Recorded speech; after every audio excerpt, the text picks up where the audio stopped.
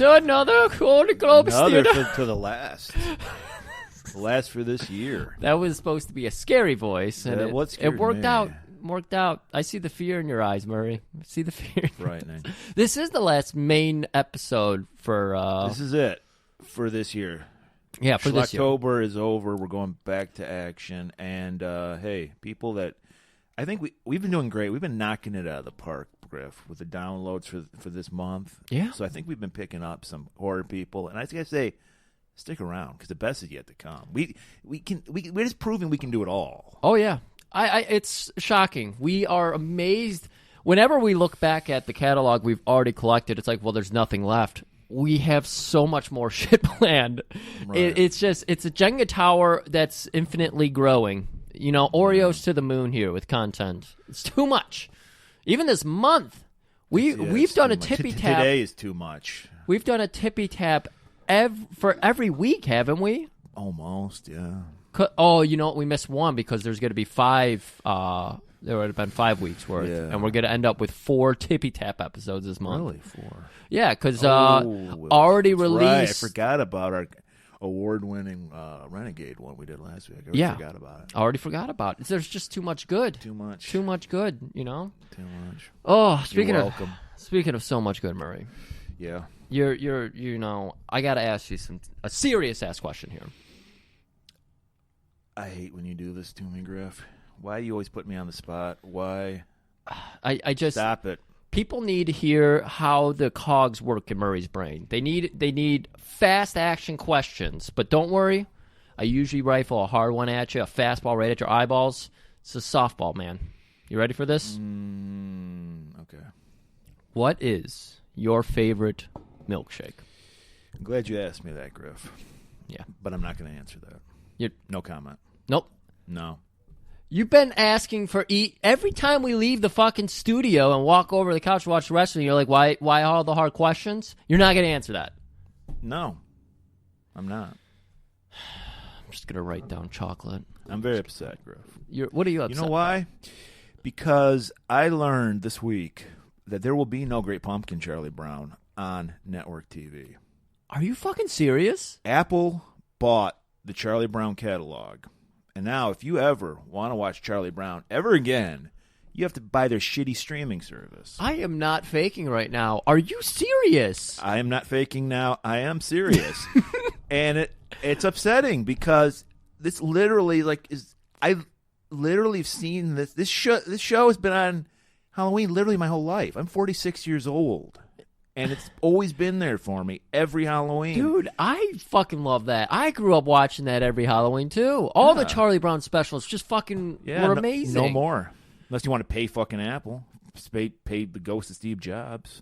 You know, fuck you, Apple. God, I hate America so much. This is what I hate about America. It's the little things. They're just nickel and diming us to death, Griff. Oh, God. You can't even have, and it's just, and the irony of it is like how much Charlie Brown's so much about commercialization. Like the whole Charlie Brown Christmas special is about the commercialization of Christmas. Yeah. And which makes me laugh because that fucking special is like 55 years old. Mm-hmm. And it's no the commercialization 55 years ago compared to now. Yeah. I mean, there's already Christmas shit in stores right now. We're not even at Halloween yet. Oh, yeah. I had to buy us some preserves because we're like bunkering down for content today. A lot of material. So, like, the irony of it, like, they don't even get it. Like, it's like, that's Charlie Brown hates you, Apple. I fucking hate it. You know, the WWE fucking thing has ads in it now. So I'm paying them to put ads in, and there's... I know, it's great. It's all just so shitty. We're going to a new horrible age of TV viewing with everything splitting up. Well, but I guess they got to because they can't... The movie theaters are all closed down, so they got to keep that money coming in. You got to get on the gravy train, Murray. I don't know, but it reminds me of The Crow, Griff. You know, that's a horrible segue. But I had to get back on The Crow. You're not known for segues. You're known for fumbling on easy questions. That's what you're known for. No comment. So, The Crow, Griff. It's based on the comic book from hometown hero, a boy from here, James O'Barr. I remember I used to see him all the time at the Comic-Cons back in the day. Mm-hmm, mm-hmm. I imagine him looking like Neil Gaiman. No, not at all. He's balding. He was balding when I haven't seen the guy in like 20 some odd. I don't know if he's still alive, to be honest. I thought you guys went to the same barbershop. No, because he had kind of Hulk Hogan hair. It was kind of like I feel yeah. bad for because the guy was like obviously you can tell by the movie and the comic he was into goth type shit. Yes. But he wasn't wearing like bondage gear or any weird sort of like makeup or anything. But I could tell that was like where he came from. And so he was like, so it's a little sad for those guys because, you know, when your hair is a big part of the whole goth thing, and he's kind of thinning a little. I'm just surprised you've got any kind of sympathy for him because of your, hair issues, long hair, 30 plus. Well, if you got a Nang Chen, it's all right. Okay. But he didn't. His was kind of wispy. Oh, my God. And your rules on hair are like our tax laws here. They're just weaving and winding everywhere. So, it's not about his hair. It's about the man. So, he wrote The Crow. I remember my fucking best friend was obsessed with this comic. It was okay. I was fine. Yeah, it was cool. And another thing that makes me happy about doing this movie, doing the research for this movie, I found out, Griff, that I own the very first appearance of the Crow. He first appeared in a comic called Dead World, which was Walking Dead 15 years before Walking Dead. Mm-hmm. It's like $100 I have 2 copies of it. So I'm happy. Are they sealed up and boarded? They're all sealed and boarded and all that shit. Yeah. All right. I haven't touched them in like 30 years. Getting back to the comic. So the comic, and I guess what happened was Mr. Obar, his girlfriend died in a car crash. And this was his way of kind of getting over it. So he wrote the story about this crow that brought a guy back to life. I don't know how that correlates to a woman dying in a car crash. Mm-hmm. And so then a couple years later, I guess he got optioned. He made some money. I'm going to use the word alleged because I don't scuttlebutt. You know the fucking comic people, the yentas. They got their rumors. I heard the dude got strung out on heroin after he made his fucking money. But that's the rumor. I'm going to say alleged. I don't know. I really hope not. Especially since the movie especially made a whole point of like, hey, drugs are bad. Yeah. I mean, the Crow fucking squeezed heroin out of someone's arm. Morphine, yeah. I just assumed heroin because of the day and age we live in.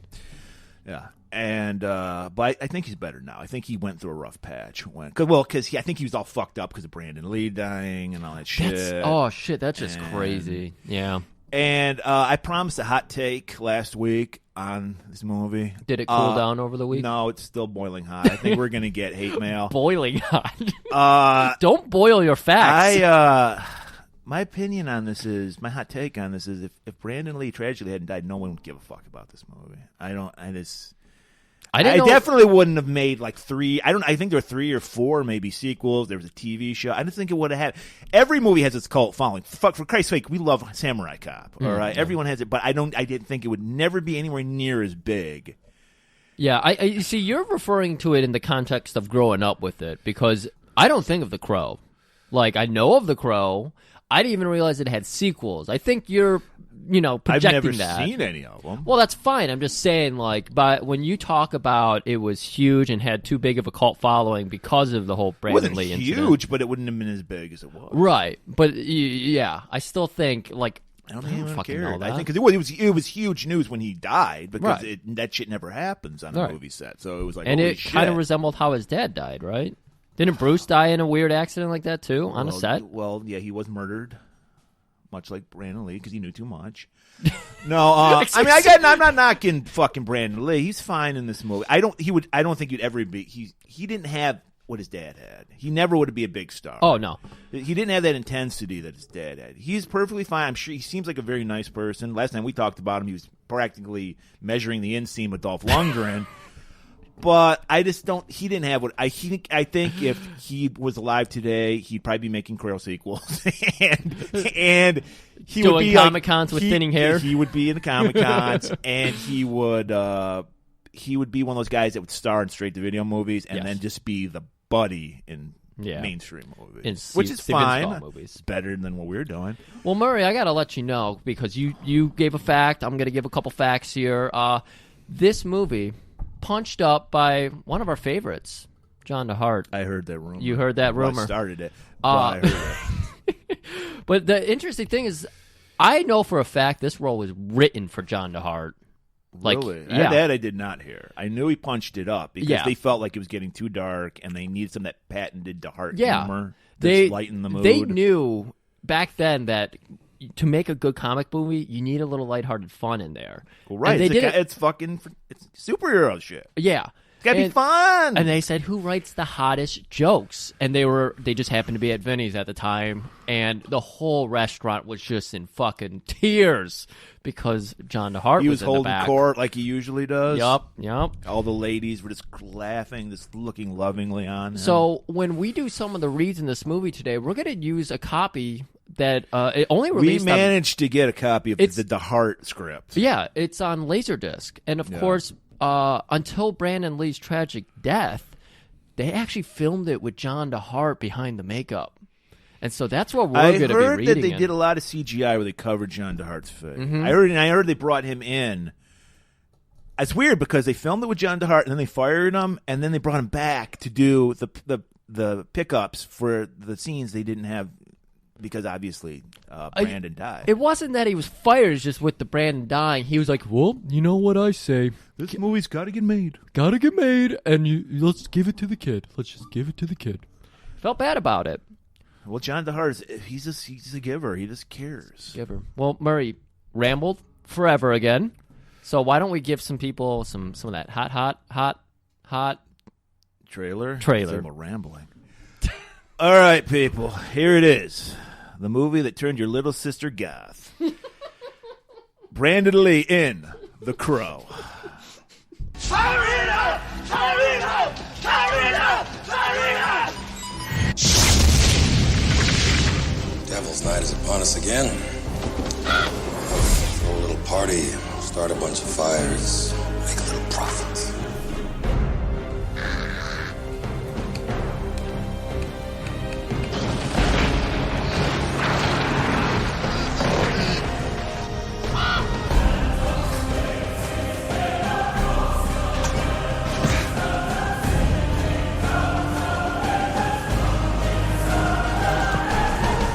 When someone's dead, they can't come back, can they?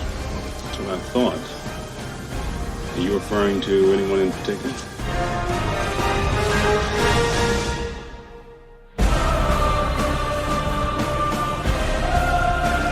You know, my daddy used to say, every man's got a devil. You can't rest till you find him. Winked at me before he jumped out a fourth-floor window like he had wings.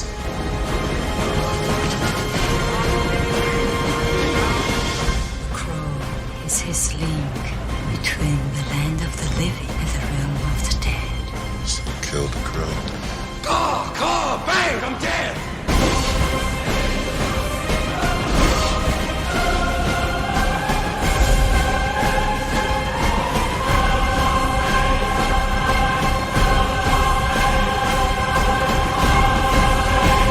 The devil stood and felt how awful goodness is. And felt how awful goodness.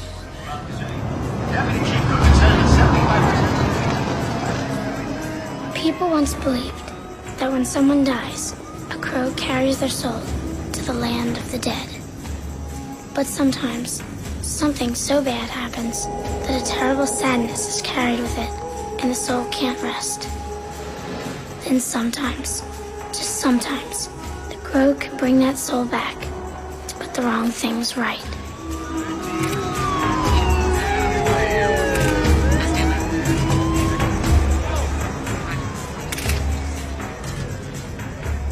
All right, welcome back, and we're going back to some familiar territory. Highlander 2, Detroit, RoboCop. Detroit has been in so many movies lately. Because it's an important city. It doesn't get the credit it deserves. It is important. So if you have never seen the Detroit skyline, this is it. This is it. Gothic buildings everywhere.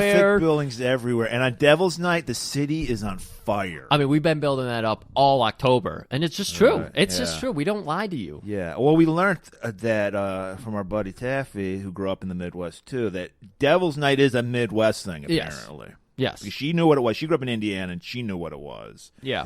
So yes, we burn everything down. Mm-hmm. Which I don't know. I want to clear something up because I think our buddy Stuart, who lives over on the other side of the pond, as they say. Sure. Okay, here's what happened. This is what Devil's Night's about. Okay, we know we hate to break it to us. We do not have. It does not look like Gotham. Detroit does not look like Gotham City. There's no statues holding up planetariums. Yeah. No. What happened was when.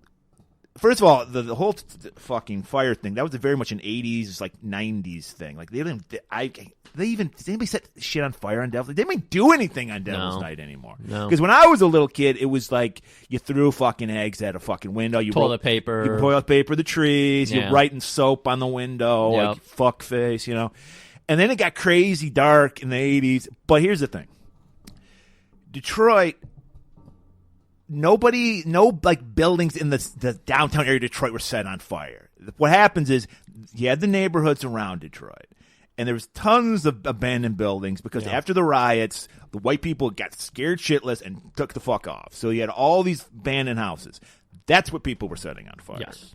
So it was, what sucked was there'd be people living next to an abandoned house, and then their house would catch fire. Right. But nobody was like setting buildings on fire or like setting houses on fire that someone was living in. Like that, that's want to calm everything down. But that's a thing of the past now. I can't remember they don't even talk about Devil's Night anymore. Here. No, I haven't heard anything. Kids got an app where they just like set shit on fire on their app. I mean, I haven't been watching ABC because they're not even putting up the fucking Peanuts Halloween special anymore. That is infuriating. I'm not going to get over that today.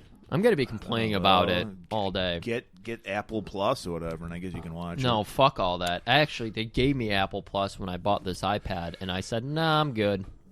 Could have got it for free for a year. No, thank you. Fuck off, Apple. So we're out in the open, and the city's on fire, and we get this monologue from this beautiful cherubic child. Oh, yeah, we came out of the trailer with that monologue, Murray. Don't worry. Do we? Okay, yeah. Good, because I don't want to talk about it. I don't either. So we're right now, and by the way, it's not raining every fucking. We're not like Seattle. It's not raining all the time in Detroit. I mean, we get a lot of rain like in May, I think. Well, we get rain, but it's not like fucking constant. Yeah. This movie. I know you were saying that. Did your mind change in this movie because you hated it last week? It was not as bad. Like I literally made it 10 minutes into the movie, my first watch through when I was, let's say, 18. Okay. This Perfect time age for it. I got through it. I enjoyed parts of it, but it's also because I watched the John DeHart Laserdisc version. Okay. And I just when you realize that talent that was behind it makes it a little better. Yeah, you didn't know about. You were just a babe. You didn't know about the John DeHart at that time. I didn't understand anything. Last time I saw it was 25, 26 years ago when it was in the theater. So it was a new experience for me. I'm Switzerland on it. I don't hate it. I don't love it. Mm-hmm. It's perfectly adequate movie. A little too stylized for me. This is why I kind of tuned out to life in the 90s, like music, movies. Everything got too stylized for me. I like that gritty, like real kind of fucking vibe. And this was like we were saying, this is Gotham basically. Yeah. And I'm just like, I don't recognize this. Just shit. a little too much going on. Too much wetness and lighting, like beautiful John DeHart lighting. Yeah. But it was a little over the top. Balconies just going to nowhere. It was a little too much. I saw catwalks everywhere. Catwalks is what I meant to say. Yeah, like you saw some hoverboards going around. Train and, in the middle. There is no train that goes through the middle of Detroit. Oh, actually, there is now. Oh, is there? Now, the Q line. Oh, the Q line. Yeah, exactly. The QAnon line. I love the Q line. Oh my God, we're so off track already. Well, it was like they had like an L train. Like, yes, we have this pathetic thing called the People Mover, which is the like People Mover, which is like it's fucking terrifying. It's a monorail. Yeah, it's like the monorail from The Simpsons. It Yes. goes nowhere, and it's rickety as all fuck. And you watch this and you think it's like Chicago with like the L line. No, we don't have that. It's this pathetic thing that goes in a loop. Fucking no, it's the terrifying. trolley from Mr. Rogers is fucking more elaborate than fucking this thing. It was like Detroit, because we're the motor city. We put no investment in any kind of public transportation. No. We have buses, but That's a mess. That's a mess. Anyways, so yeah, we're looking at Highlander. We're looking at parking lots everywhere because of course we know the Illages. They own all of Detroit, and they just tear down the one houses. that Dan Gilbert doesn't own. He Oh owns the yeah, other what half of what Detroit. Gilbert doesn't own, Illich owns, and so we're this movie actually opens up with some throw you right into it. Yeah, with some Illich just fucking trying to stomp a mud hole in a homeowner's ass, as Stone Cold would say. Well, no, we're after that. We're at the scene of the crime. Oh yeah, I thought we got glimpses of them talking about we want you out of here, boy. I thought that we got none of that. We don't know what's going on. All we know is a crime has just occurred. They're wrapping a body up, and we got the black guy from Ghostbusters, Ernie Hudson. Oh yeah, that's right. He's a beat cop because he did his job too well, so they had to push him. Now he was a detective, and then he just he cared too much, so they had to go. You're out of order. Give me your gun and badge, and they made him a beat cop. That's how it always happens. And so they're in this apartment, just rifling through all the CDs and shit. And like, look at this. What the fuck is this? The Apple soundtrack? What kind of creep is this? And they're like, hey, man, there's a wedding dress here. Who the fuck gets married on Halloween? Some kind of fucking freak? Oh, boy. And then we see a little Avril Lavigne. She's rolling up. Like, hey, skater boy. I want you, Murray, I don't know if you noticed this, but I noticed it whenever they show her skateboarding. Full shot of her skateboarding. It's Darby Allin. He fits right in there. He swaps right out with a 9-year-old girl. Got that reference. And so she's like, hey, skater boy. And the guy's like, can I help you, young lady? Well, no. Oh, wait, Shelly! And we see this lovely young lady. She's getting carted out. She's at death's door. They're putting her in the ambulance. And she's like, Shelly, what's happened? And then Albrick is Ernie Hudson's character's name. He's like, young lady, she'll be all right. Don't worry about it. We see that her, Sarah, Shelly? Shelly? Okay, because it's two S names. Shelly is like, Eric, what happened to Eric? We see that Eric has died. He's splattered on the fucking concrete. Oh, yeah, we already saw that. Shelly doesn't know what's going on. But, yeah, Albrecht just straight up lies to Sarah. Oh, he's doing great. Yeah, there's the thing about when... Guts just everywhere. And he's like, he's like pushing it underneath this blanket. Like, no, you don't see anything. And so she's a dumb kid. She believes it. And she's like, don't worry, Shelly. Eric's fine. Just stay safe. Well, that's what Albrecht told her. Yeah. Sarah, on the other hand, is a smart kid, what you're talking about, because she, as soon as they cart Shelly off, it's very hard to remember two S things. Like I can talk, I forget every fucking name. Yeah. But Sarah, she's actually, when she gets a moment with Albrecht, she's just like, look, I know you just lied to her. Why'd you lie to her? Because I saw fucking Eric's exploded corpse on the ground. His arms over there. Yeah, really. There. She's like, I got his head right here. Yeah, his head's right here. And he's like, well, we don't want to. And Sarah was just like, she's dead too, isn't she? And Albrecht's like, shit. This little girl's got it all figured out. Ugh. She's gonna be dead 30 hours later. She has an excruciating death. She has Eric just horrible. Fucking dies. Yeah. Instantly. Well, yeah, he exploded on that ground. 1 year later. 1 whole year later. That's enough time for the crow to get ready because the magical crow decides it is time. Yeah. To visit the grave. It happens in like that opening monologue, I think, where Sarah is explaining to us that sometimes when love is true enough, it's like a Snow White story or something. That a crow will come and avenge death. I don't know. Yeah. I didn't get. I was confused by that. That whole thing is weird. And so we see a bit. Hey, look, dude. If you're in Detroit, you're eating a hot dog. But you're eating a fucking coney dog. Yes. Which these motherfuckers know nothing about, apparently, the makers of this movie. Yeah, I mean, if you're going to do a movie in Detroit, just go to Lafayette or American Coney. No, you just go to Lafayette. Well, yeah, you're a douchebag, you go to American. No, you go to Lafayette. But I'm saying, just one of the two. If you're going to do a hot dog scene, you got to do it. Well, there's 5 million fucking Coney Islands in the Detroit area. Yes, you can go anywhere. You have to do it right. Well, right. So you got to go to one of those two because they're the main two. Yes. Excuse me. Get off my hot dog horse. You go here. to Lafayette, by the way. You do go to Lafayette. And he's getting a hot dog, and he's giving some hot dog etiquette. He's like, no, you got to put the fucking mustard on this way. Like, come on, you're talking to a hot dog vendor here? But hey, these guys go way back. He's constantly getting. We don't have hot dog stands like this anyway. By the way, I wish we did though, where it's just like that booth that's set up on the street side, and they have little chairs, high chairs, stools. So when we hear in the distance, we hear some Avril Lavigne. So You're not going to reveal the secrets of how to assemble a hot dog? Just put mustard on it. On where? That's you got to put the mustard underneath the dog. Well, first of all, if they're talking about Detroit hot dog etiquette, it's chili, mustard, onions. Yes. That's a Coney dog, people. And they're all on top, by the way. That is a Coney dog. Yes. You must have all three. If you don't, it's not a Coney. Exactly. Sarah rolls up. No onions. He's like, and then you notice, like, she was just like gnawing on a bun. Like she's not. Like, it's like this girl just learned how to eat like this morning. She's like, I'm like, I don't know. The girl was a very bad actor. Well, I'm gonna call it out. You suck, little girl. Her whole thing about no onions, it makes you fart.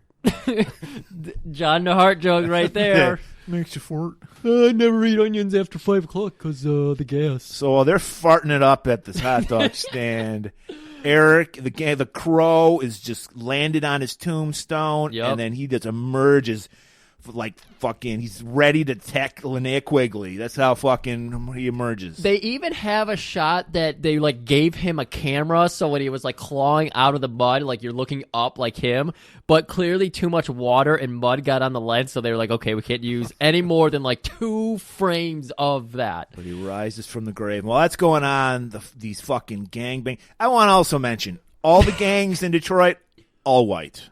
There are no black people in Detroit. We learned that from RoboCop, and we're learning it from The Crow. Only black people is the one cop. Yep. That's it. Just like in real life. Yeah, Tintin. Yes. And so, and we also learned in RoboCop, all the crime happens at arcades. There's nothing good happening in arcades. 90s. It's just the 90s. Everyone was blowing up arcades in the 90s. It's just what you do. So they're blowing it up, fucking destroyed a perfectly good Seawolf 2 game. Oh, perfectly good. A nice cowboy hat goes I call it flying up. Alan. You get that joke. Oh, fuck you. And then Eric, get back to Eric. He strips down for some reason. Yeah, they had his dress shirt.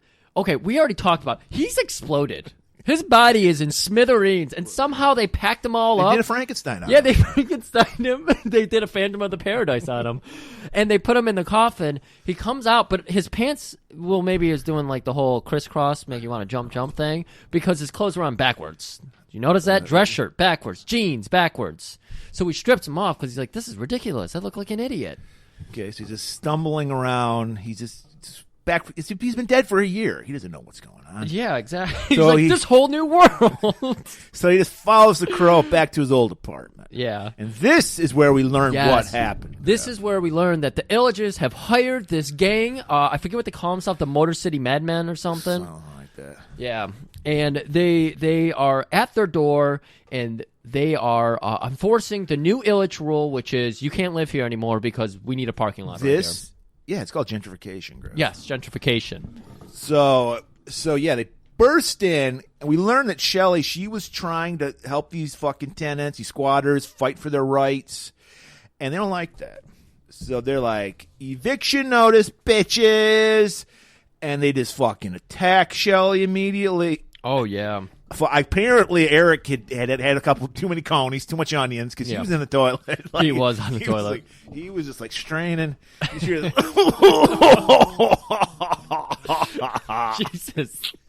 Jesus, he was having a real hard time in there.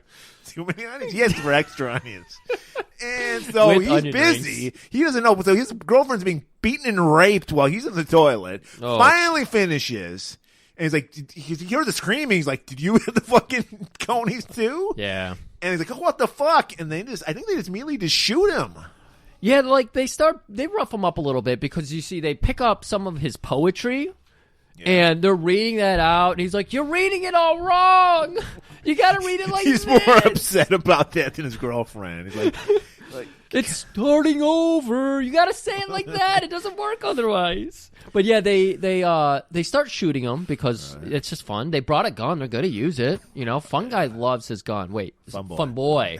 Okay, our 4 gangers here. Fun Boy, T-Bird. Yeah, T-Bird, who is our balding guy. He was from the Warriors. Yes, he was come out and play guy from the Warriors. Yeah. So he's lost a little bit of hair these days. Well, no, he's rocking, bizarre. I mean, that was a very hot hairstyle, that Caesar cut, like the short bangs. Yeah, George Clooney had it. Yeah, but I don't know why it was long on the sides. Just let it was it go. it was like Gallagher meets Caesar. He's just a little unkempt, you know. I don't know. It was disturbing. And then we have Tintin, our black guy, because we always have multi-racial gangs. He's got like a blade thing going on. He loves knives, so he's got all of his mall knives and like belts on belts on belts. Trench coat full of knives too. Right. Pretty cool. Pretty cool. So we got Fun Boy, who just likes Fun having Boy. fun. Yeah, he kind of reminds me of what's his name, Chop Top, I think his name is from Texas Chainsaw Massacre. Yeah, kind of reminded me of that because he's got like a hippie look to him. Okay. A little bit of a 60s vibe. And we got Skank. Skank. He's just a lovable skank. He was like the Lenny of the group. He was, yeah. Yeah, they just bring him along for some reason. So they shoot the shit. Fun guy. Fun boy. Fun boy. Already fumbling names. He is a fun guy, but his name is Fun Boy. Fun boy, he brings the gun. So he shoots the shit out of Eric. And then they have this beautiful, like, clock window type thing. Big circular window to the... Because they're in, like, the attic of this building. So they throw Eric out, and that's when he explodes into a million pieces. But and then they go to town on the girlfriend. Yeah. So Eric, he's just being bombarded with these fucking emotions and these flashbacks. He was dead, so he doesn't remember any of this shit. Oh yeah, and so he's just like going through the rubble of his house. His cat Gabriel still alive, just hanging around the house. And then he looks across the room and he sees a half-filled bottle of Faygo Red Pop. Oh yeah, and that just makes all his Juggalo past come back. And he's like, I got to put my Juggalo makeup on. Oh shit, I got to. So get he just puts it on. Looks beautiful. We get I like this shot because we get a flash of lightning, and then he just goes in the mirror. Whoop whoop. And then we just cut away. And it was just like, holy shit, this guy means business. He's got his fucking leather on.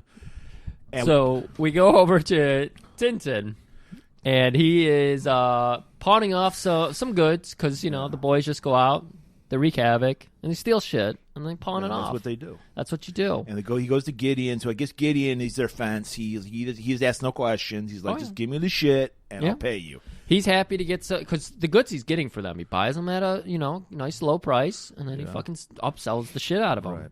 So what's going on? Crow, he's leaping tall buildings in a single bound. He's just having a good old time on the roofs. It's pouring rain. Classic superhero scene. There's always a rooftop running scene. Spider-Man literally stole this shot. They just lit it up a little better. So Tintin, he's kind of bitching at Gideon because he's not getting the money he wants. But wait, what are you gonna do? You gotta accept what you get. Yeah. So he walks out with like $5. He murdered somebody for basically $5. Yeah.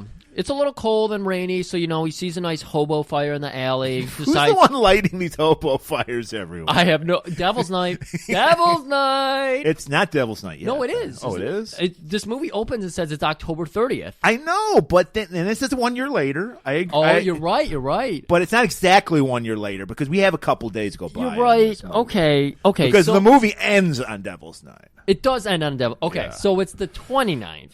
Something like that. Yes. Okay. So it's Devil's Night Eve. They're just getting ready for Devil's Night, right. and that's why they're just practicing how to make a fire. They do it old school. They're like the Boy Scouts. Well, I like this because Tintin comes prepared. He's got tins of Coney accoutrement. So he opens up. He's got some hot dogs. He's going to roast it over an open flame. Then he's got the Coney sauce to pour, the mustard, and the onions, of course, and a bun. He keeps them all in a little tin. That's why they call him Tintin. Wow, I didn't pick up on that. And then you just hear... he's consumed with his hot dog, so he doesn't notice. Yeah, he's not really paying too close of attention, but you do hear, and you're going to confuse this for, somebody else, but he goes, "Oh!" And it's not Hacksaw Jim Duggins. It's a little Jeff Hardy callback. And so our boy Eric is doing a goddamn swanton bomb and just right onto the fucking concrete. Just right on asphalt, rather. Because he's immortal now.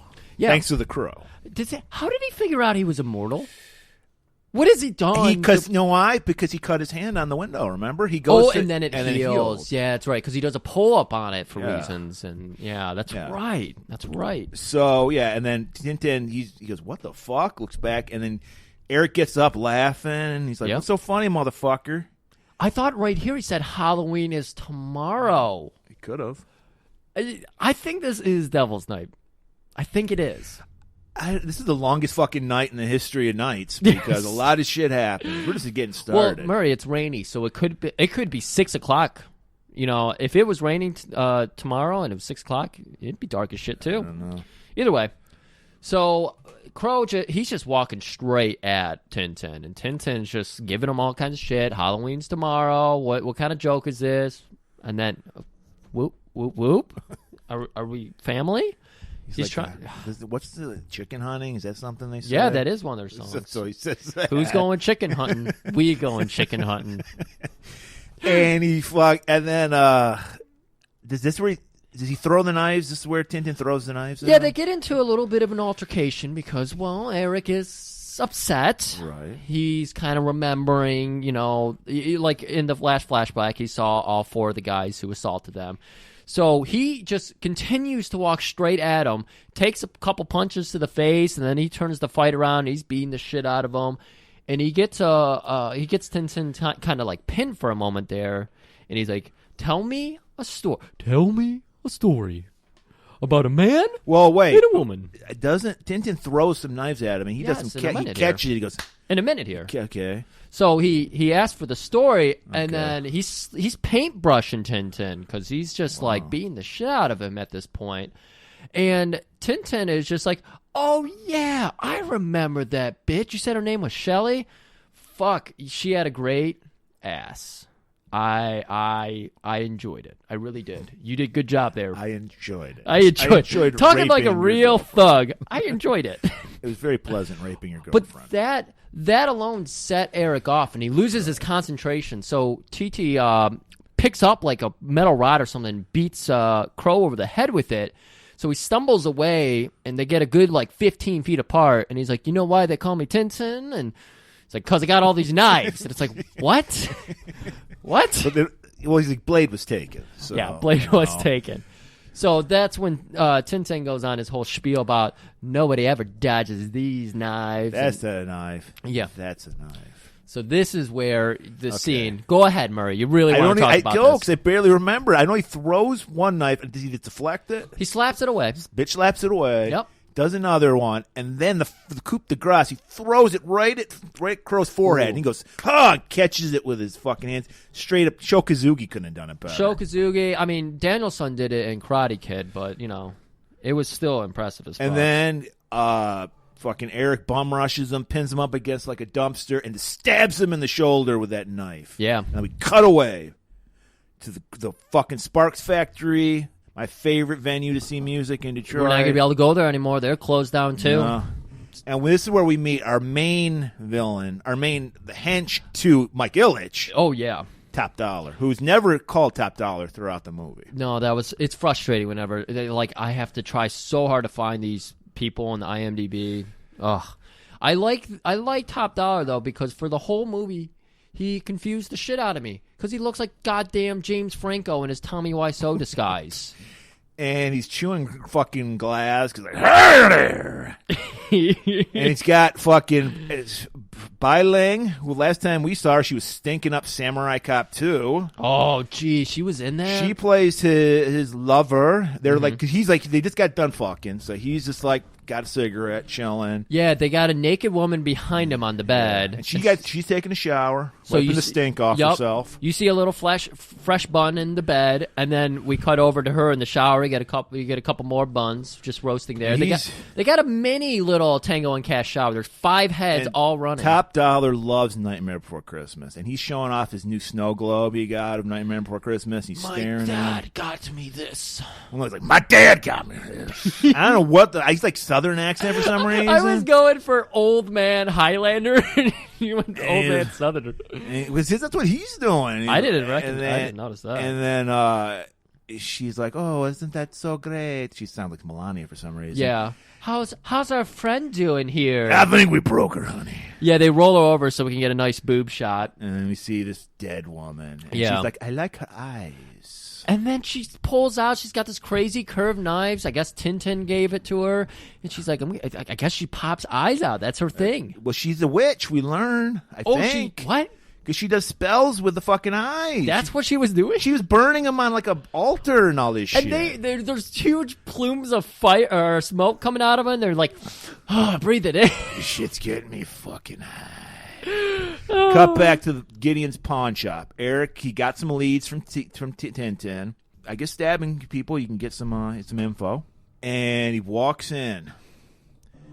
And this is when I heard this, I was like, this is a John DeHart line. Oh, it absolutely is, because anytime you're coming through with some kind of poetic theme or anything, of course it's John DeHart. And we just hear, suddenly I heard tapping, as if someone gently rapping on my chamber door. And we're like, I've heard that before. I think that's from The Raven. Or from John DeHart. I don't know, because we know John DeHart can speak Hamlet. We know Can he speak Raven too? He speaks Raven. He speaks Edgar Allan Poe. That extra charm is what made me realize this is basically a John DeHart film. I love it. Well, all the stuff that has heart in it, literally and metaphorically. Oh, you really feel the punch up in this movie. Is what I'm trying to say. So, and then Gideon's like, "What the fuck's going on here?" He's got very, very much of a. It's kind very of much of a role Danny DeVito would turn down. Yeah, it's kind of a Looney Tunes scene, because like Eric's like popping out of the ceiling and stuff, and like hanging down and shooting behind cupboards He's a drag and shit. And he kisses the guy. Yeah, he's a regular Bugs Bunny. It was very Bugs Bunny, you know. A lot of shit. He's looking for that ring. Ring that he gave Shelley, that engagement ring, that beautiful cubic zirconium. Oh yeah, beautiful. Well, there was nothing even on it. It was just like crossed over gold. Well, thing. he's a poor musician. He is a poor musician. It was a cigar band. It was a cigar band. And he's like looking around for it, and he grabs a whole box of them and pours them in the barrel of the fucking shotgun he has. I like that when he was looking for the ring, he closes his eyes and he's just feeling them. And I was like, is that how you picked out the ring? And then he finds the one, but it triggers that memory. Right. And it's this beautiful romantic scene. And this is another thing that I already mentioned James Franco, Tommy Wiseau disguise. It goes to this romantic scene of Shelley and Eric, and they're like banging away. Even little Sarah's there. This is the scene from The Room. Tommy Wiseau stole this scene. The only difference was Shelley wasn't eating an apple like she was in The Room. It was weird. She was there watching them fuck, is my point. Very strange. Very strange thing. But he finds the ring, Murray. He finds the ring. And what was even weirder is after he gets done fucking Shelley, Sarah and her throw the football around. That was... I didn't get that. And so, yes, he has this fucking flashback. Fuck back. And he finds that ring, and then he's like, hey, we're going to find TT's, I call him TT. It's 10-10 for you. His friends. I don't know nothing. He pulls that classic shit. And then he's like, oh, really? Pulls out. Apparently, he sells gasoline at the pawn shop. You can actually pawn gas. Murray, this is just how things roll in Detroit. We all know this, of course. We're playing coy for the fans here. Every place in Detroit just has open containers of gas that they sell. Yeah. That's I know vampire lairs have open containers of gas. We learned that from Vamp. We are the Motor City for a reason. Right. You need to have gas everywhere. It's like in old westerns where they have the trough with the water for the horses. Exactly. We used to have a trough of gas. Exactly. Like when you go into Subway to get a nice, refreshing Subway sandwich with that beautiful baked bread, you can get gas along with your meal. So he just starts pouring this gas everywhere, and that finally, Gideon's like, I think I remember. Yeah. So all these fumes are stirring my memory up. Yeah. You know, there's that place, the puke factory. No, it's called the Pit. Spark Factory, as we know it. But no, the Pit was the bar. Oh, the Pit was the bar. Yeah, Sarah's mom works at. Okay, so he's like, they can be there. Fun boy. He lives above the Pit. He bangs this like worn out hooker waitress there. Mm-hmm. And he's like, okay. He's like, you're not going to kill me, Ami. No, I'm not going to kill you. I want you to tell your fucking friends I'm coming for all of them. Ooh. And then he walks out. He's got fucking Tintin's duster on. He's fucking fly as shit. He even took a guitar. Throws a match like behind his back. Immediately explodes. I don't know how combustible gas was. And it blows fucking Gideon out the back door. Yeah, he survived it somehow. Every explosion in this movie. How did the stuntman survive? Because it looked like he got engulfed in flames. The guy who's the crow stuntman. Yes. Oh, okay. I didn't even notice that one. No, he's like literally like 2 feet away when it blows up. Jesus, I didn't notice that. Well, from what it sounded like, doing research on this movie, this wasn't a union fucking film. This explains why somebody fucked up and Brandon Lee got killed. Okay. And people were getting hurt all the time. I guess apparently everyone was doing coke on the fucking set and like. Oh man, that wasn't a prop later in the movie. That was probably their pile of coke. Yeah. When we get to it, I think I put it in the notes there, but there's a very exciting revelation around the coke in this movie, and I can't wait to get to that. But instead, we got to get over to the cops finding Tintin. He looks like a human pincushion. He's got all his fucking knives in his fucking chest. All right, guys, here's how I want you to shoot this scene. He's going to have all these knives coming out of him, like a pincushion. Okay. That's it. And we see a crow emblem, much like Batman's bat, but a crow painted in blood. And Albrecht is there. Well, we meet Torres too, who's the detective. And they got heat. He's the guy with the scarred up face. Okay, they've got heat. Yeah, they got. He's a lot young of heat. Edward James almost, and he's just like, "What are you doing here, Albrecht? This is my fucking case. You're a beat cop. Why aren't you out eating hot dogs and talking with little skateboard girls or something?" Well, I don't know, Chief. I don't know why John Hart came into that line, but he's like, "Well, what do you know about this crow thing?" So we just learned that Torres is totally. It's a Dudikoff fucking Steve James scenario where he's totally jealous of fucking Albrecht and he's like, "Back off." We learned. I mean, we already know this from Good Evan, but John Hart can juggle. We've got 3 characters that we actually kind of care about in this movie, so that's interesting. And then Albrecht's like, "Well, I'm out of here then." I don't know what's going on with that. No big deal. I'm just a beat cop. I'm gonna go get a hot dog. So cut back. Speaking of skater girl, Sarah, she stops at the pit. We learn her mom is a fucking junkie bitch. Oh yeah, and she's hanging out with Fun Boy and I think T-Bird's there. Yeah, this is where we get a nice little celebration scene. Oh no, that was before. But anyways, they're just drinking it up and everything. And Darla comes over to hand them all like shots or whatever, and we see her and like Fun Boy getting a little frisky with each other. Right. And well, she got to make a buck, you know. Yeah. And she's got a habit. She's got a fucking, you know. Sarah comes over and she's just like, "Mom, I'm hungry." I didn't realize this was her mom. Mom. All they had were fucking onions on the hot dog. You know I don't like onions. It makes me fart. Yeah, they stuffed the hot dogs with onions here. And she's like, "Oh, go to the bartender and get something." He's like, "Bob, give her a bullet." Give her a bullet. And so we meet the nice bartender. He, feels sorry for her because her mom's a fucking whore. Yeah. And I guess Mom, Darla, and Fun Boy, they go up to Fun Boy's apartment. It's right above the fucking bar. Yeah, he lives above the bar, which probably is... Well, I guess when you're a junkie, it's pretty cool. So Eric, he's on the prowl. He's looking for those fucking rapist fucks. And he just stumbles upon Albrecht. Yeah, like he's still just walking out of Gideon's place. Like he's been walking on that place for like 14 scenes, but because as we know, time slows down, but just in the circumference of the explosion. So he's been walking at like a quarter of the speed of the world spinning. So Albrecht manages to get there before he's even got away from there. So Albrecht's there to investigate the explosion, and he finds Eric there and has a nice little conversation with him. I remember nothing about this conversation. You remember nothing about this conversation. What a help you are.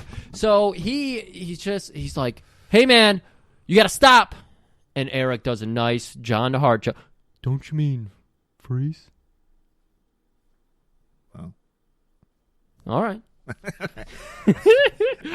I'm fucking blind in this. I don't remember this scene at all. Man, you're helping us here. I watched this a couple days ago. So they're sitting down. He's rapping. Game recognized game here. He's got the gun pulled on him, but he quickly puts it away because Eric is not being a total dick about it, but he is being very poetic, and he's like, "How can I die if I'm already dead?" He's just talking all kinds of junk like that. All right. And it looks like they're going to get to some kind of conclusion here, but then some looters are going in and out of Gideon's place. And one of them played by James O'Barr. Oh, nice. The creator of Crow. Oh, really? Just saw his wispy hair flying around. And so Albrecht turns to tell them to fuck off. And how did anything survive that explosion, first of all? I have no fucking clue. They made clue. TVs that lasted back in those days. Back big in those tube days, TVs. yeah. So, with that distraction, Eric just disappears like Shokazugi. Yeah. He learned it straight from Show, probably. So Top Dollar, he's got his apartment above the Sparks factory. These bad guys love having apartments above places. I wonder what Eric's apartment was above. It was above a church, wasn't it? No, I think it was his apartment building. Oh, okay. And so him and, like we were saying, him and his lover, Micah, they're roasting that eyeball up, getting high off the fumes. Got a gigantic plate of Coke. Gigantic. He's chopping it up. And here's the revelation. It's not good Coke, Murray. It's yummy Coke. It's yummy? It's yummy. He dabs it like it's Fun Dip. Full on pinky. There's no time for a little Coke pinky. He, licks the whole pinky so it adheres to the pinky. I thought he had a lick'em stick. Yeah, he's got the lick'em stick. Yummy. And he literally gums it and goes, yummy. Yummy. This is yummy Coke. So while that's going on, T-Bird rolls in, and he's worried because his crew, fucking Tintin, he's dead, man. Yeah. And he's like, some fucker's out killing our boys. Top Dollar doesn't give a shit, man. Yeah. He's just like, I heard Gideon's place exploded. Like, what's going on with that? I don't remember telling you to blow up Gideon's place. T-Bird, check out that pawn shop.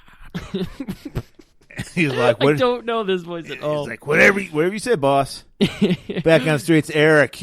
Sarah, she's just so consumed with her Avril Lavigne headphones. She's much like kids nowadays. They just walk in the street now. They don't look both ways. She's just walking the street. He grabs her, goes yoink, grabs her by the collar. And this is interesting because we learned that when Eric touches people, he gets their memories or something. I guess. Yeah. It's just every time he touches somebody, he's connected to. He's very much Mr. Spock doing those mind melds on people. Yeah, that's kind of what's happening. That's a good call. Yeah. And for some reason, because she can't recognize him, she's not looking at a guy who just saved her life. She's always looking away from him. Well, she does get a peek at him, but he's trying to hide his face. Just putting his hair. He's letting the hair fall over his face, and very much he's doing a Jean-Claude from Cyborg, is that hair falling on his face. But she's giving him shit because she's like, I could have got away from that, and it's ridiculous out here. What's with all the rain? And she's like, what the fuck is your deal? Why are you dressed up like some kind of juggalo? Are you one of them? Are you a juggalo? And then you go, can't rain all the time. Yeah, because of all the complaining about rain. And then that sparks a memory in her, and she goes, Eric! She looks down at her boots for a second to pull out the name, and he's already gone. Shokazuki style. Love it. He's just so quick. All right. Albrecht, he's like any great real cop. He's got his research. He's getting all those files from the fucking murder of Shelley. Yeah. And we're learning that she was fighting for tenants' rights, which is Illich's hate. Somehow, you know what? During that whole era conversation, he was talking about hey, remember that murder that happened at that old apartment that was above? And of course he remembers. He's a great cop. He's a great cop. And then we see there's all this info, and there's also a band, PR photo of Eric's band, because he's a rocker. Yep, of course. Hangman's Joke, was that the name of the band? That sounds right. And he's just like, that guy looks familiar. So he just, while he's investigating some shit, he's doodling a little crow makeup, a little juggalo makeup on his face. Yeah. And he's like, that looks interesting. And so he's he's learning, okay, there might be a connection with this crow guy. He has a cop that's helping him out, getting all this evidence to him because this file was put away, and a beat cop should not have access to it. And his superior, what did you say his name was? I think it was Torres. Torres would be pissed if he was looking through this because this was Torres' case that he closed. He just closed it. No need to look into that anymore. Right. So he's walking on eggshells. Yeah. Got to be very careful that he, looking back into this case. Cut back to Fun Boy. He's getting ready to fucking bang Darla, but before that, they're shooting up some nice, sweet old morphine. Oh, yeah. And they're just pawing at each other's junk, having a good time. Yeah, that's how you have a good time. Just as about ready to just go to Bone Zone. our boy Eric rolls in the window. Yep. Hey, yo. He's got the it. crow flies in first. Yeah, he's got his guitar with him, which is an electric guitar that he's just carrying around with him. Yeah, we got it back from the pawn shop. I love what's happening here, though. Yeah, the giant fucking crow comes in, and Funboy just has a hanging light bulb. Of course he does. He's a glow life. And Crow does his like best cat impression, and he's like rubbing it against his head, like really. He's going. This is clearly like, Brandon, just kind of like feel the room. Do what you would do if you were this crazy immortal Highlander. And Brandon Lee's like, oh, okay, I know what I would do. And I don't know. I feel like he channeled like what he wanted to do. Most normal people do, if a guy just like a juggalo came into their window, Funboy reaches for his gun. Yeah. And he points it at him. And Eric, he's immortal now. He doesn't fucking care. He's not worried. Well, he scares the shit out of him because he racks the guitar, like he screeches over the string. It's not plugged in. So he like Funboy gets pissed off. He's like, "Hey man, you scare me." It's like there's no noise. It's barely audible. But yeah, so Funboy grabs his gun and they go into a whole nother Bugs Bunny bit. Well, yeah, Eric does the old put the finger inside the barrel, and he's expecting it to just. You know, we've seen the cartoons. It's supposed to blow up in the face of the guy shooting. Exactly. This is a classic. What's Yosemite Sam? Well, duck season, rabbit season type thing. They all did it on Looney Tunes. So. Anytime there was a gun, anytime somebody did that, and it doesn't work that way apparently in real life because he shoots a hole in Eric's fucking hand, like a Jesus hole. Eric sells the shit out of this. He's fucking like writhing around in pain. He's like, "Holy fuck, you shot the shit!" And Darla, by the way, cackling her ass off. She's just loving it. She's high as fuck. And so this had to be a John DeHart scene. He must have wrote this whole scene because he just and perfect timing on Brandon. I don't give enough credit to Brandon Lee's acting because he just nailed it. Because he's like, "This is true." Hey there, fun boy. I got a little joke for you. Jesus Christ, you know. God Almighty, Son of God, walks into an inn, and he puts 3 nails right there on the counter over there, and he says, "Could you put me up for the night?" And then they just stare at him. He's like, "I said, could you put me up for the night?" And then they, much like me, they don't sell it. Like me for a grift joke, they don't sell it. They leave him hanging there. Oh, this is infuriating. If I were the Crow, I would just snap their necks right now. If you're not going to understand gold material like that, like I constantly want to snap Murray's neck when he just lets one of my jokes fall flat and die on the ground. And so he grabs Funboy by the hair, drags him into the bathroom. He's like, "We're going to cool you off, Buster." Buster. And then he... I like this, though. I forget how. He cuts him or something. He does something to make Funboy bleed. And Funboy just got the sheets, the clean sheets for $5. Yeah, $5. Dude. So he's like, he's pissed. He's like, "But my sheets, man." He's like, "I'm never gonna get this $5 back, asshole." He's worried about the sheets. And so he drags. What does he do? He just knocks him out. He drags him and puts him in a tub. Yeah, he drags in. He puts him in the tub, and then he notices Darla's there, and Darla's like reaching for something to hit him with.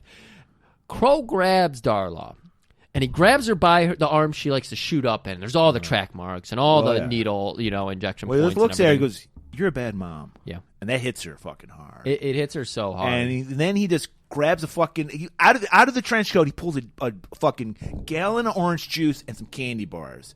And he just shoves it down her throat. And that immediately makes morphine to shoot out of her track marks. It was crazy. It's crazy. I didn't. Which we know we've learned. That's how you fix a junkie. You give them orange juice and candy bars. I knew that you gave them the two. I didn't realize like the combination of the acids in orange juice and the chocolatey chocolates of chocolate makes drugs just shoot out, just pour right out of your body. Right out of your veins. Yeah, it was just amazing. And of course, it's not a John DeHart line without Right. He grabs her. He puts his lips right through her ear and goes, "Just say no. Walk." And then she's like, "That's it. End of scene." All right, so we go back over, and we've got Grange now. We're back Grange. down to the pit. He's a new character for this episode, but he's been throughout the movie. Yeah, he's kind of in the played background. by the guy who plays Candyman. I forget his name. He's got a really cool set of glasses that's like foldable, and he's got the fucking over. high top fade. He's very 90s. He looks great, man. I liked him. So he's downstairs in the pit. Of course, Fun Boy lives above the pit, and he sees Darla running out, and she's got some ass cheeks flapping in the wind, and he's like, not bad, but he's like, there's something going on up there. Darla doesn't run anywhere, especially when there's drugs involved. She's usually on her back. She's running toward the drugs, not away from them. Yeah, she's usually on her back or running towards drugs. So he's like, I got to go check this shit out. Investigate. And so we slowly creep and crawl up those stairs. We're bringing in a little bit of that old tension that's absent from so many movies nowadays. And he gets up, he opens the door, he sees fucking what's-his-name there with the dozen syringes, and then he looks up into the window. Well, there's a dozen syringes in Fun Boy's heart. Yeah. Well, he doesn't notice it that well yet. Apparently, this is like the Jean DeHart thing, like the pincushion joke, because he did it again. Yeah. But yeah, so he looks up and spots Eric. He's not looking directly Well, at us. he hears, whoop, whoop. And he's like, what? And then Eric just goes, hee, hee, hee, and it disappears. So we know that Grange is now aware that Fun Boy is dead, and he also has seen our assailant, the guy who's going around killing our 4 main villains, I guess you could say. And so Eric, he heads straight over to Albrecht's. Apparently he knows where Albrecht lives. I know, and then why? Why did he go there? Well, he needs to just rib with them, have a good time. I don't know. I don't know, friendly. but Albrecht, he's on his time now, so he's in his underwear and his cop hat. That's his look. He likes to do. That's how, let him do him. And Eric does a nice little callback to earlier, which was a scene you forgot. When Albrecht shows up and gets the edge on Eric, he says, "You stop moving right now, or I may shoot you with my police registered firearm," instead of freeze. And so Eric, he spooks Albrecht this time, and he goes, "Hey, freeze." Nice little callback, Murray. And then he just Vulcan mind melts with Albrecht, touches his forehead, and then what does he? I don't know what happened. Does he give Albrecht the fucking memories, or does he get the memories from Albrecht? Okay, so it goes. No, it goes. This is the normal logic of it. He sucks memories out of people, and sometimes he puts memories into people. So I don't know. I hate this. All I know is he sucks memories out of him because he wants to see what it was like on the street level, and he also learns that he stayed by Shelley's side for all 30 hours. Right. Yeah. And then he's like, "I read your eyes." We're going beyond fucking John DeHart. We're going into Samurai Cop territory. Right. He actually did say something similar to that. Yeah. And then you're right. He gets all the murder deets. Yeah. He's like you said, you stayed by Shelley's side. I will always honor that. Thank you. Yeah. There's some weird kind of tension going on, but he goes into his own fridge. He like me, he just goes straight into Albrecht's fridge, gets a beer. He gives it to Albrecht though. He does a nice bit about smoking. Hey, you should really Cut that out. That wasn't a joke, John, but okay. In the set for his room, they put a basketball on his couch. I don't know if you noticed this. They put a basketball on the couch behind Albrecht, then a trombone, and then a saxophone. Then they had a Garfield the cat little footrest thing. They were just loading up his couch with various objects. But it tells so much about. I feel like I know Albrecht now just from that set design and set dressing. To leave this scene. He's like, "Are you going to disappear on me again?" He's like, "No, I was actually thinking about using the front door." Eric, he's always ziggy. When you think he's gonna zig, he zags.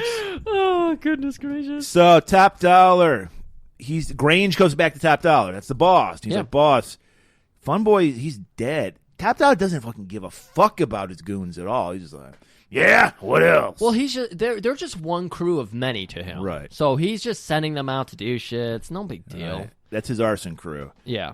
And they're like, "Well, shit, I saw this guy. He was like a juggalo." Yeah, and this is where Gideon actually gets into this meeting as well, because Gideon, he's fucking giddy as he's pissed as fuck because his shop got blown up. But Top Dollar, chill as fuck. He's like, "I ever introduced you to my sister, Micah." Wait, they're related? Yes, he's like, what? Much like you, being a racist, you're like, she's Chinese, isn't she? Like, Yeah. we have different fathers. And like, does that bother you that I fuck my sister?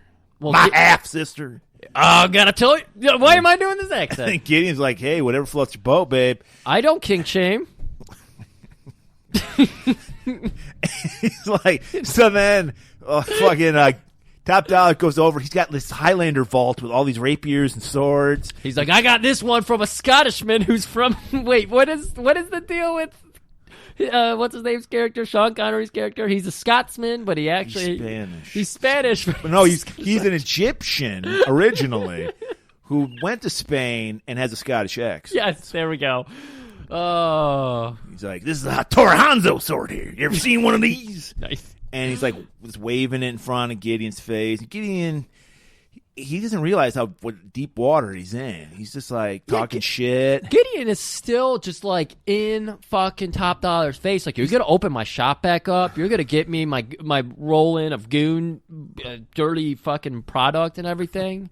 It's like give. You're gonna give me. I'm not. All I'm gonna give you is this. And he stabs him in the throat with his rapier. Oh shit. And then fucking lightning goes, and then who fucking knew Gideon is an immortal too? So Top Dollar absorbs his quickening. There's so many, like, all of Top Dollar's meeting room scenes look like they're from Highlander 2. And that meeting scene they had.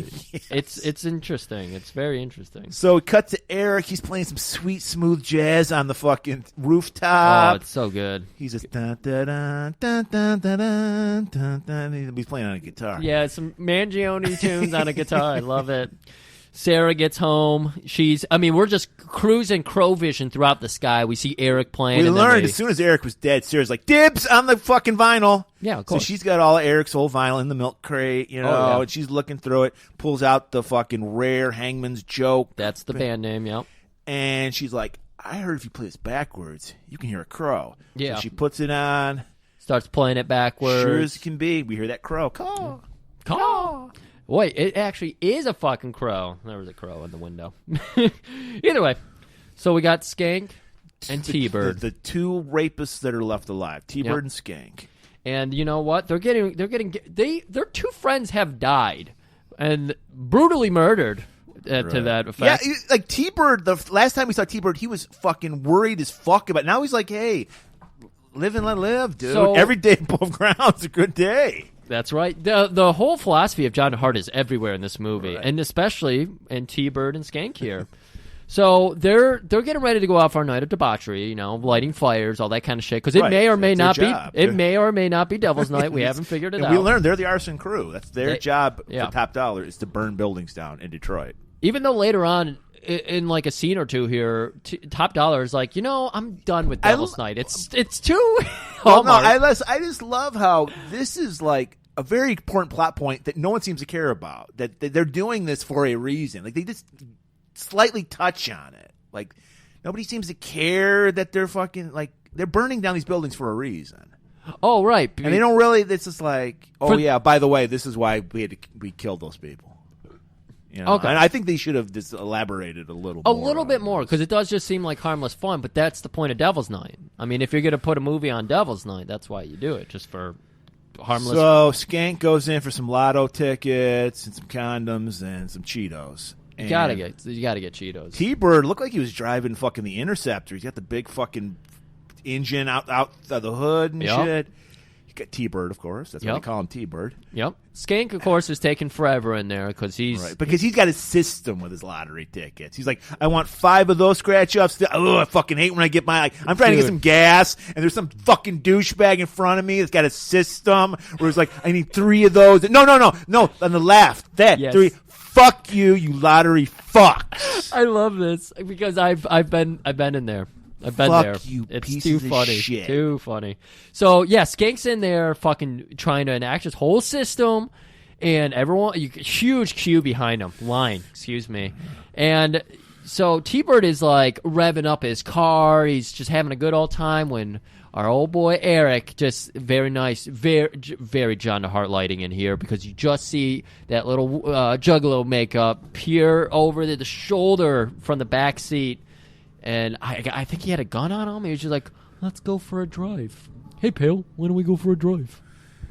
And it's like, whatever you say, boss. So they take off. Skank's like, what the fuck, man? I got the tickets. We're going to win. I like this because he runs into the middle of the road, and a little Geo comes by and fucking nails him. Oh, and so, of course, the guy gets out, and he's like, hey, man, are you okay? Are those scratchies? I want to get a couple. So Skank gets up and steals his car and chases after them. Right. He's like a puppy looking for his master. So Yeah. he's like chasing. The fucking, Eric, he's just like, hey, man, put the pedal to the metal, baby. I can't drive 55. I can't. So he's making T-Bird drive super dangerously and fast. I got this great cassette tape. Let's pop it in. Of course, it's And his I own. wanna say- it's his own music. Detroit, it's just narrow alleyways everywhere. Everywhere. That's all it is. We have Everywhere's no narrow. big streets. And they're going, weaving in these buildings. Cops see them. They're Yep. like, they have to give chase. Got it. They're like, was that a black guy driving? Chase him. And so they chase after him. And so we get we've said it a million times. There's probably 2 car chases in the history of movies that are actually interesting. Yes. And it's not in this movie. It's not. So what happens is the cops and Skank crash into each other. Yeah, they somehow T-Bone gets ahead of them, and then they're going over an intersection. Or excuse he me, gets T-boned, but he's T-Bird. Skank. Excuse me, Yeah. Skank gets ahead of them, and they come to an intersection with the cops. Cops T-bone him, and he's just all kinds of fucked up. The cops are dead. Their car exploded. The Geo, however, was perfectly fine. Tiny little Geo. I had a Geo. They last. They last. Murray attests the Geo will last. Yes. So, but T-Bird has been taken over to the docks, of course. Of course, that's where you're gonna do somebody dirty. You do it on the dock. Yeah, I got to take him to the old Detroit River. Right. And apparently, this is like the scale version of the Ambassador Bridge. It's like this fucking they're on like a bridge. Yeah. And he's tied. He's taping him up. And they're having a nice little dialogue. He's like, don't you remember me? It's very reminiscent of Phantom of the Paradise because he puts a big he's got this dynamite that's taped together, puts it in the trunk. Well, that was all T-Bird. That's his thing. He likes to go to the cartoon. Again, Looney Tunes physics coming into this movie because And then we get a scene right out of RoboCop. I thought you were dead. No, I'm not dead. Yeah, when we killed you. T-Bird finally realizes who he is. Yeah, right. And he also said your girlfriend had some very nice buttocks. And so but what did they do? They just put like a brick on the fucking gas pedal? I don't know, but he goes flying off the wharf. Our boy Eric's, he's got the little detonator. He goes beep, pushes it. It blows the fuck up. His hair goes flying in the explosion wind. And you just get a nice Bangs are silhouette. flapping. Yeah. It's very, very cool. And Skank, who survived because Geos are impenetrable. Skank, the Lenny, to T-Bird's George, is traumatized. Yeah, he witnesses it, and he's like hiding because he's like, I got to go back and tell Top Dollar about this shit because this guy is for real. It's crazy. And we learned that Eric, he loves his gasoline, so he does the crow signal, lays it out, sets it on fire. We get that beautiful shot of a flaming crow on the street. And we just burn the night away and fade into the morning. Shelley, waking up. Once again, this can't be Devil's Night then, because we're at the morning. That's a good point. This has to be Devil's Night. This takes place on Devil's Night's Eve. Now we're on Devil's Night. Shelley wakes up. Yeah. And Sarah wakes up. Not Shelley. Shelley's dead. Oh, whoops. Shelley comes back from dead. Sarah wakes up, and she's getting an unfamiliar noise. Yeah. There's another person. Well, she's probably used to people robbing her, but this is somebody. She smells those beautiful eggs and burnt eggs, burnt to crisps. Like her mom's like, I know how much you like Western omelets. That's a callback to a tippy tap later on. We're gonna be doing very good. And she's like, I fucking hate eggs. Oh, well, because mom's trying. For the first time in her life, she's trying to connect with her daughter. They're used to like barbed conversations. A week ago, she was thinking about selling her daughter for drugs. Exactly. And now she's just like, I want to reconnect. Yeah, Sarah's immediate response to anything Darla tells her. Sarah's been down this road too many times. Exactly. Her mom's like, no, this week I'm going to quit. So she's apprehensive. Yeah. She's keeping her guard up. Right. And then she realizes how much she's hurt her mom. So she's like, oh, shit. Well, she does the classic misunderstood daughter thing where she starts calling her mom by her name. It's like, Darla, what's going on? Yeah. And she's like, I'm just, right, you don't want eggs? Fine, whatever. I'll just throw them. No. I want those eggs. And then we see the ice just melt. Yeah, over easy. That's how I take them. And I take my coffee black, and I like my... And my man. And it's like, whoa, what up with that? You're fucking 12. And... fuck mother like daughter. So they sit down to read the Garfields and the comics and the newspaper together as mom and daughter. And it's a she's beautiful just like, scene. Mondays really are awful, aren't they, Mom? What happened to you, Mom? Oh, this man in Juggalo makeup found me. I was high as a fucking kite. I watched a guy get shot in the hand. You know, Fun Boy, yeah. They shot a guy in the hand.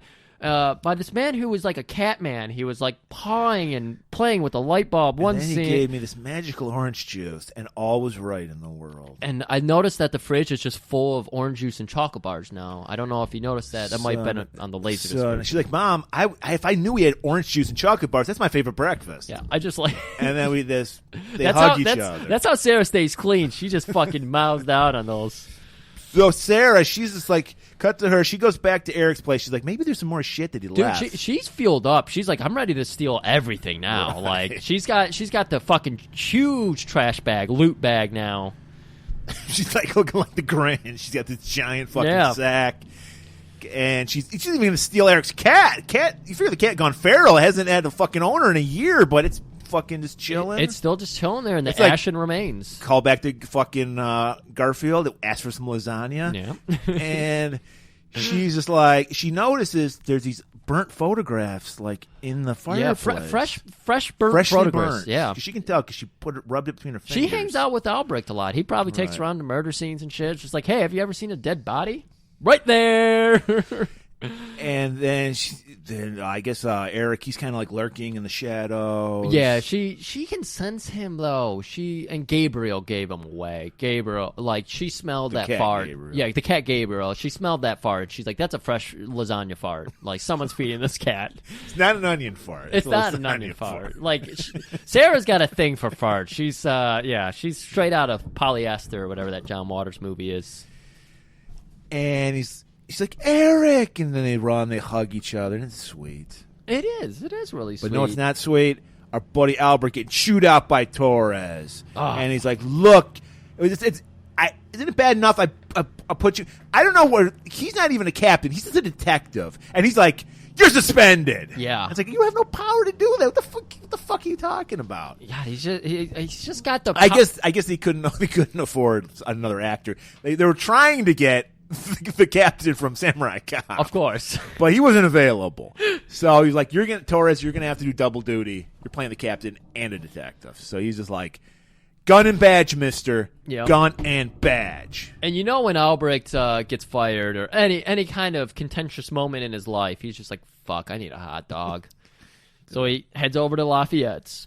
Of course, Sarah's always waiting for a hot dog because Albrecht buys Sarah hot dogs. That's their deal. She gives him street tips or whatever, and he buys her hot dogs. So they just have a cute meetup. It's fun. It's just fun. I like it. Top dollar. He's grilling. They're having the hot dog. He's grilling Skank. Yep. And Skank's like, oh no, man, he blew up and he's just talking about this shit. Top dollar, always fucking chill. Keeps calling him a ghost and shit. He's like, he's real. He's really real, and he's coming for us. We're he's cursed, out for man. us. We're cursed. Top dollar's like, that's interesting. And then a beautiful. You ever had any yummy? And just a beautiful fadeaway from there, and it's just like one of my perfect transitions into like a quote or something. We just have Eric out on that rooftop again. He's fucking working like a madman. This is the 10th time he's tried to play Eddie Van Halen's Eruption. He's just having a rough time. It's a fucking hard thing to play, It's guys. so fucking You've never hard. heard Eruption. It's fucking hard. It's so And he just loses it and starts smashing the fucking guitar. He's like, I'll never be Eddie Van Halen. Yeah. Nobody will ever be Eddie Van Halen. Nobody. Eric. It's okay. All right, Murray. Guess where we're going?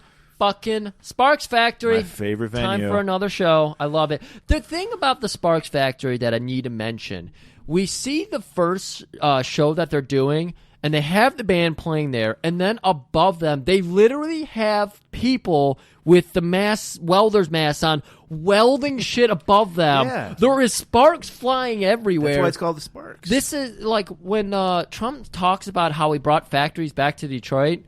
This is literally what he thinks it is. Somebody showed him that footage, and they're like, yeah, see all the factories we brought back to Detroit? That's what he thinks happened. So, Top Dollar in his office above the Sparks factory, he's finally going to take this shit seriously. It's like, he's like... He's got his whole we were talking about how he's got other guys. Well, he calls in some people for this one. Oh, shit, he has to call people in? Yeah. Oh, wow. I think Micah even told him, she's like, they're coming tomorrow. Yeah, well, we saw it in her eyeballs. Fog, that's like her crystal ball. She can see the future when she breathes in the fumes. And we just see there's this something on Top Dollar's mind. He's worried about the commercialization of Devil's Night. We're all worried about the commercialization. We are. We are. When in our day it was a pure thing, and now it's fucking Funko Pops on Devil's Night. Oh, it's just fucking shit. Fucking greeting cards. I'm going to try to do my southern Top Dollar accent here. Guys, I was over at the Target the other day. That's Macho Man Randy Savage. Okay. And I noticed they have Hallmark cards for Devil's Night. Little devils. Little Snoopy in a devil outfit. I hear ABC's getting rid of peanuts. Like, they were in the fucking bargain bin on top of it. Bargain bin, huh? And I don't like that. So what I want to do is bring back the real Devil's Night. Gentlemen, we're going to light a fire the gods will see. Let's go out there and make it happen. And while he's doing that, Eric just... You hear a nice little polite knock. Hello, excuse me. Could I interrupt this meeting? I think I have a point of order. And he's like, who is this fucking devil here? And he's like, well, first of all, I don't do drugs, and I don't worship the devil. And he's like, well, who the fuck are you? I'm just after skank. Give me my skank, and I'll be on my way. He's like, I just want some skank. I just want some skank. The Circle Jerk song. Oh, gotcha. And fucking... Murray, this is a photocopy right out of Highlander, too. Michael Ironside. Yeah. Well, yes. Yeah. And also the scene where their Drive plan in. is to drive right into the... Yeah, and get shot. Yes, I'm surprised more people didn't die on this fucking set of this movie because there's a lot of gunfire in this movie. So Eric stands up at the end of the table, and he's like, well, you know what I say, any day above ground, it's a good day for me. But here's the thing. I also like it underground, too. And that just sets off Top Dollar's like, kill this motherfucker. And literally like 45 guys get up, shoot the shit out of him. He falls down. And like 5 seconds later, he just pops back up. Michael Ironside again out of Highlander 2. And as we know with Highlanders, they're autistic. So he goes, 455 shots, huh? That's all you guys got? So he goes around the room, individually beats the fuck out of every one of them, and even tells them, you shot me 6 times? He was able to keep track of how many times each person shot him. Yeah. That's fascinating, Murray. Fascinating. And he takes everybody out. The last guy left is Skank. Skank's hiding underneath the table. I think Top Dollar and Micah and Grange took off. Oh, yeah, of course they did. Because that's what you do. You let your henchmen take That's a perfect heel move. That's just good writing. Right. And so Skank's like, hope he doesn't see me. And he's like, oh, I see you. He grabs him, jacks him up. He's like, you're the last guy who raped my girlfriend. Well, I didn't enjoy it. Is that okay? He's like, no, it's not okay. And he just throws him out a window. I'm surprised. Like, usually his trigger is when somebody mentions how pleasant her buttocks is. That's the trigger. But he was just like, I didn't even enjoy any of it. Like, I'm more into Dolph Lundgren. You get me? You feel me, Well, dog? they did say, before he threw Skank out, he said, before I threw out this window, you're the biggest dick I've ever seen on a white man. And then it hurls him out. And even when you were raping my girlfriend, I had to admire it. And it throws him out. Beautiful transition here because that body lands on the cop cars as they're just pulling up. Right. And so, of course, the cops come bleeding in. Albrecht, actually, you see him pull up. He's all the way at the end of the line because he's suspended. Yeah, so he's working his own thing. He probably had his police scanner on, so he's like showing up. And he knows it's Devil's Night. So he knows shit's going to be going down tonight. Right. So, Eric's running away on the rooftops because the cops come up. They try to shoot at him, but he slips away and up onto the roofs, and he's doing his whole, running across the rooftop bit. But they've got a helicopter out there on him, so... You know Eric's he's got to do his nice little swanton bomb into the alley again. And just so happens that only the helicopter and Albrecht are capable of following him. Right. They've got maybe that mind meld thing. Meld, yeah. So he can just So he's like, hop in. So Eric hops in. They get away. They literally go down the street. And then But man, there's so many of those fucking alleys in Detroit. You can't. There's too many. What he like ran into something, right? He got hit. He got hit by somebody.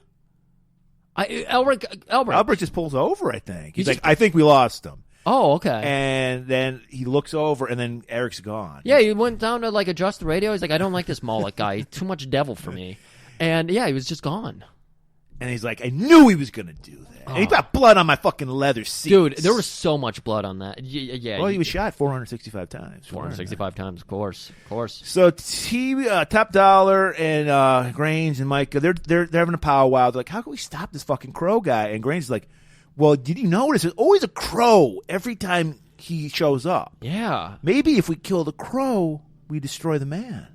Ooh. And he's like, good enough than anything else, I guess. So let's try it. They just linger on that for a moment when Eric, he's going over to Shelley's grave. Well, because he's done. His job is done. He's killed all the men who raped and murdered him and his girlfriend. That's right. And so he doesn't give a fuck at all about what's going on with the arson and shit. He doesn't have any Detroit pride. Well, maybe this is his deal. He doesn't know the rules yet of being the crow, so he's like, okay, I got my vengeance, so maybe I just go back home. He got his vengeance, but he didn't get the crow's vengeance. Oh. Because we learn later that Top Dollar, everything that happens in Detroit happens, Top Dollar knows about. So the crow still wants him to take out Top Dollar because he's ready to just take a dirt nap. He's like, I've done it all. You know? Yeah, Top Dollar's directing it and everything.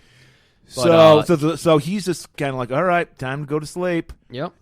And of course, sleeping is on everyone's mind right now. And apparently. Sarah shows up. She's sleeping on the grave too, waiting for him because she knows for some reason.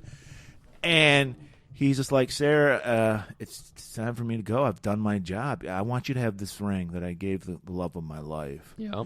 And they hear it starting over, playing in the background. Beautiful. And she's like, I'll never forget you. Eric? Yes, that's my name. Yeah. So he's ready. She's like leaving the cemetery. Yep. Grange is watching. Oh, yeah. Erica, of course, he's just moaning, crying over Shelley's body, so he's not paying any attention to this. And Grange is like, well, she must mean something to him. He just gave her a ring, so he grabs her. And then there's a church right. It's a graveyard. So there's a church right next, a gigantic fucking Batman church. Oh, of course, we actually do have quite a few of those downtown. And he drags her in there, and then she's like, Eric, bastard! And he hears that, and he's like, I guess my job's not done. So he follows her in the church. Grange is waiting. He's got the sniper rifle. He sees that crow fly in the church, shoots it. No pun intended. He just wings it. Okay. Because he just hits the shoulder of the fucking crow. So the crow's not dead. Yeah. He's injured, but the crow can still handle a gun because he's just shot in the shoulder. Yeah. But he's weakened. And now, somehow, the crow is dying because he loses immortality. This is, we gotta straighten this up. Call him Eric, because now the actual crow that's been leading Eric around plays a role in this as well. That's what I was talking about. I was talking about the crow. It's confusing, though, because you're talking about crow and the crow. No, I meant the crow, the bird gets shot. Thank you. In the shoulder. Exactly. And you could have said, like, wing or something, but... I did. You said wings them. You used it as a verb instead of a noun. I know. That was the joke. That was the joke. But it's confusing. Joke. So, the crow creature of the bird crow animal has been shot and is injured, thus negating the immortality that Eric had. And Micah steals the crow as well. Right, because she's a witch. She wants that power. She wants the power of the crow. She's going to eat those eyeballs. You know she's going to eat them. And, well, turning around is fair play, but we'll get to that later. So, I'm lost. Yeah, Eric. You see, he hasn't 100% lost his powers yet. They're dwindling away right now. So Eric, he gets shot and he's bleeding now, and it's not healing. Eric actually gets up and confronts Top Dollar, who's standing at like the fucking the church, the big old church podium, thing with the cross on it. So he confronts Top Dollar, who shoots him several more times, and Eric's used to getting shot and all that shit. He doesn't understand his powers have been dripped away. So he gets shot. He ends up running away and taking cover. And thankfully, he's realizing it's not healing, but Albrecht shows up. He shoots Grange, kills him. Yep. Gets shot in the process. Yep. So he's fucked up, and he's just like, we see Micah grabs a crow, and she's going up the bell tower. And I think, and so is Top Dollar's going up there. And this is where we finally get revealed, because Albrecht's asking, like, hey, how you holding up there? And he's like, well, and he shows him, like, he's still bleeding profusely. Yeah, he's like, I'm pretty fucked up, actually. I'm not immortal anymore. So you're thinking that this is the Albrecht show now, but Albrecht's fucked up too. So this is not going well. You go get him, kid, because they still have Sarah. Yes. And so Micah, she's just consumed by that fucking crow. And the crow's consumed by her because he starts pecking the bitch's eyes out. He's like, yes. Well, yeah, Eric gets up there and he squares off with Micah. I like this. Top Dollar's just like, just get down there with her. I don't give a shit.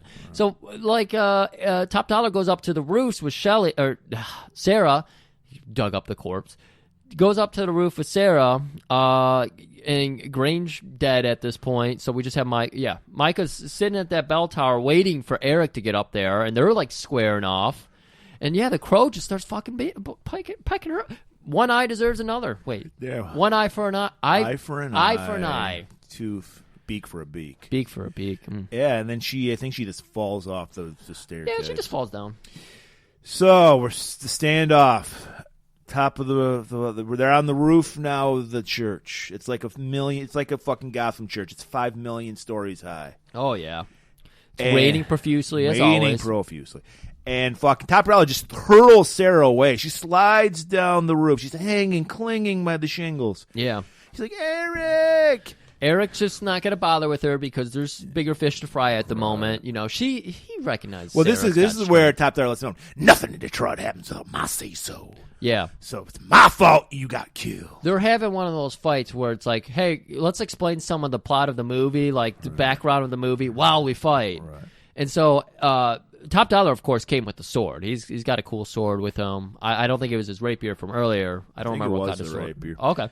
And Eric needs to get himself a sword, so he goes over. There's like a lightning rod thing on the church, so he takes that down. Shaped like a cross. Yep, and he's using that as a sword. And they're going back and forth. But, lightning rod is not a sword. It's not made for sword fighting. And besides, Eric doesn't train under the blade like Top Dollar clearly has. And we know Top Dollar's he's yummed up on the coke. He's all yummied up, so he's seeing like 5 moves ahead. And then I think Sarah distracts. Yeah, Sarah. Crow. Well, she is about to die, so she shrieks out, which cuts right through Eric's primal instincts to murder a man. Right. So he turns around, gives him his back. Classic. This is classic. And then Top Dollar grabs there's a folding chair up on there for some reason. Chair shots fucking Eric and then stabs him right through his torso. Yep. So Eric collapses. They're right on the edge. There's a nice chimney right there that Eric leans back on, and Top Dollar just starts cutting this promo over Eric's dying by, and dead son, I'm gonna kill you. I'm gonna have some more of that yummy coke. He was talking about. He's like, I really appreciate your guts. I haven't had a formidable opponent in years. Is that Southern? That felt Southern. That was like Foghorn Leghorn. I say, boy. I say, you're gonna die, boy. So get yourself some grits, because you're about to meet the Crips. And then Eric goes, well, really? Well, if I'm gonna die, I want to leave you a little something to remember me by. And then he does that fucking Vulcan mind meld, heal, and puts all the pain that Shelley had went through, that 30 hours. 30 hours. And it goes all into fucking Top Dollars, and there ain't no amount of coke that can negate that. Oh, no. No, you're going to be chasing the dragon for the rest of your life to get those dreams out of your head. So he goes, and slips, and then falls right off the fucking, down the bell tower, I think. It was... No, he falls off the side because he lands on a spire that's just happened to be there. Yeah, just happened to be there. Yeah. That's how he dies. And then Eric saves fucking. You keep writing Shelley, but it's Sarah. You said it early in the episode. The S names, man. And they go back. They find Albrecht. Everybody's been shot and dying, and he's just like. Eric's like, hey, I think you need one. I did it right there. Lights up a fucking cigarette, hands it to him. I think I'm gonna quit these. Yeah, I like that. So after that nice touching moment, Eric leaves Sarah with Albrecht. He does the fucking Shokazoogie again. He disappears. Yep, disappears, and he's like stumbling. He's on that Shelley's grave. Yep, he returns to Shelley's grave, and he passes out right there. And the rain continues to pour. You think the rain would stop? All the evil has been slayed on Devil's Night. But no, it's still raining, and he's just passed out. He's touching Shelley's grave, and he's just murmuring some words, sweet nothings, like, I should have married you when I had the chance. And he goes, and then, lo and behold, like a Valkyrie, she just floats down, like an angel. Mm-hmm. And she's like, Eric, you've done what you were sent here to do. It's time to be with me in heaven. Yeah. And then Eric goes, send it in. He rolls over. He's pitching a tent. Got some fucking ice cubes. Let's do this. So, I mean, we haven't seen a graveyard bang since Angel Town. We get the second one here. We saw close to a graveyard bang last week in Return of the. That's right, we did. Was just a yummy on a body. They didn't do it. They just groped a woman to death. Did we ever talk about that? Now, Linnea Quigley trashes character. She's groped to death because she has no bite marks on her at all when she becomes a zombie. No, they just squeeze her to death. They just squeezed her to death. She easily, she told us, to told the audience, hey, here's the problem. That's what's going to kill me. So she had a heart attack when it happened. It had to be. I would. It had to be. So then he goes off to heaven, and then we get a little voiceover from Sarah about some bullshit about a crow and love. Well, she goes and checks on the grave, and a crow returns the ring because she had lost the ring, so she got the ring back. Stupid kid. How many times are you going to lose a fucking... That's why you don't give jewelry to a kid. Well, fucking Top Dollar stole it from her. That's what she said. I think she dropped it. What is this, a quarter ring? Snapped it off, threw it off the roof or something. Okay, so Schlocktober is over. And, we don't have a movie plan, so I'm going to call an audible here, Griff. Wait, how do you call an audible when there's nothing? Because I have an idea. That's just an idea. It's not an audible. What? If we have nothing, you can't audible. To audible, you have to have something. I have something. We don't have something. I have something. That's why I'm calling an audible to you. Oh, okay. So you had something in mind. I want this cut, too, from the end, because this is irritating. We're leaving this. We need people to hear this frustration. When's the last time we did a Golan-Globus movie, Griff? 14 years ago.